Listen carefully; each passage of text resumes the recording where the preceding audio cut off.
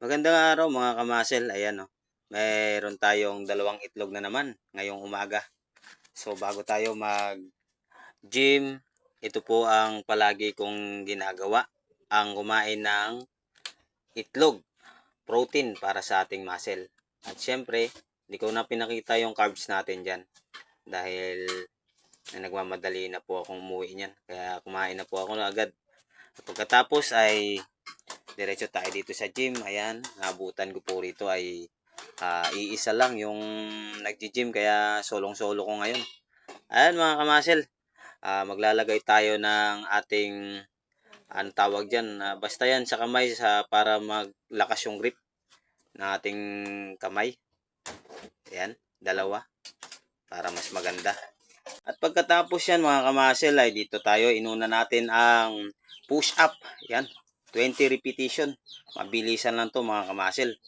Dahil para mapump yung ating chest bago tayo mag-proceed sa ating susunod na workout. Ayan, sabay flex-flex. Ayan. Pagkatapos nyan, ayan, proceed tayo rito sa flat bench press.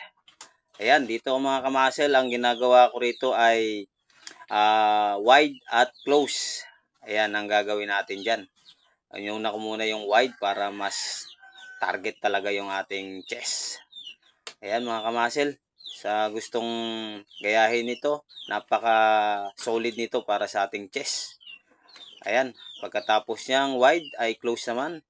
12 repetition yan, 3 set. Ayan, hindi ko lang pinakita dyan yung ibang ginawa ko mga kamasil. Dahil naghahabol tayo ng oras para makauwi agad sa ating bahay. Ayan, pagkatapos yan mga kamasil, ay nag-dumbbell fly ako.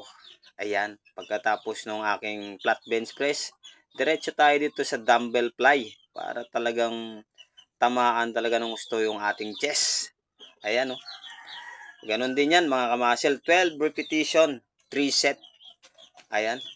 So, sobrang pagod talaga dyan. At ito na nga yung ating hinuli dyan, yung dips.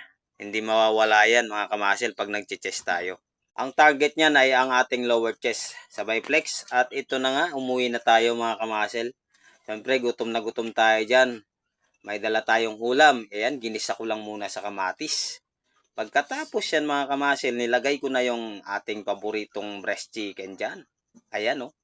Mekos-mekos, mekos-mekos.